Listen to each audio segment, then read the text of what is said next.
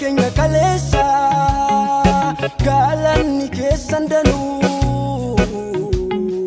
maal jedhen isin faarsa ummaan keessan guddaadha baacita dubbata hanqeen isin facaastan halalarra mul'ata halalarra mul'ata halalarra mul'ata halalarra mul'ata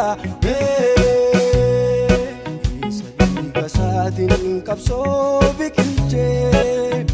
kan seenaa Oromoo ibsee mul'isee bilisummaa Oromoof lubbuu isaa kennee kenna daddaan qabnee saba isaaf gumaachee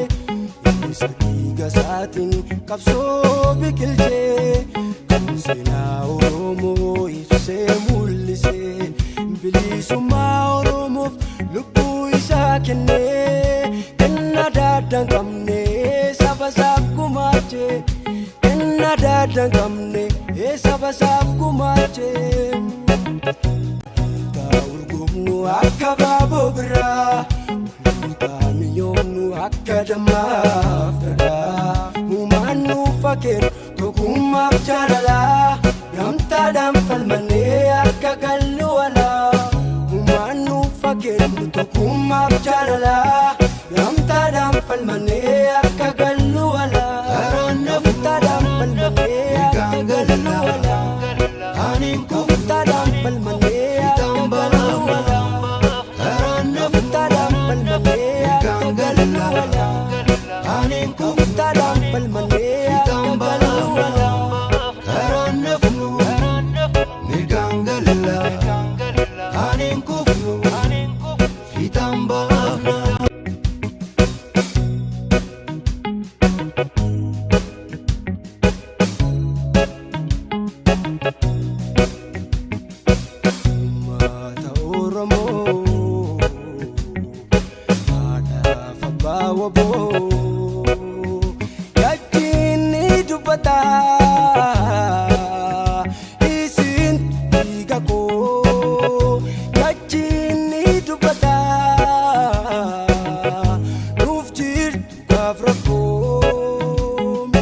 Kapso kulkulti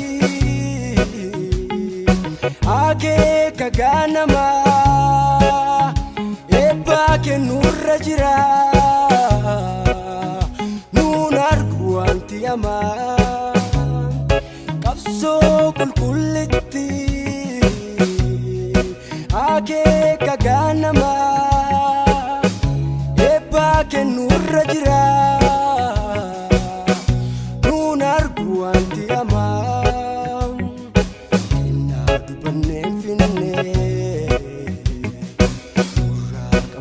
galata halani keessan cimaa kuno nurra mul'ata kuno nurra mul'ata kuno nurra mul'ata kuno nurra mul'ata urgoonu akka baaboo biraa akka dammaaf dhagaa uumaan nuuf fakkeenya tokkummaaf jaalalaa gamtaadhaan falmannee akka gallu walaa urgoonu akka baaboo biraa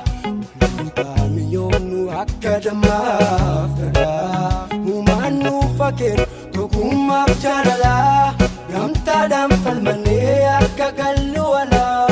uumaan nuuf fakkeenya tokkummaaf jaalalaa gamtaadhaan falmannee akka gallu walaa gamtaadhaan falmannee akka gallu walaa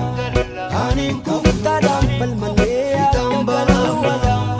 gamtaadhaan falmannee akka gallu walaa ani gamtaadhaan falmannee akka gallu walaa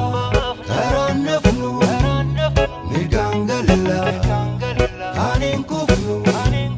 fitamba. galala anin kufnu fitan bafna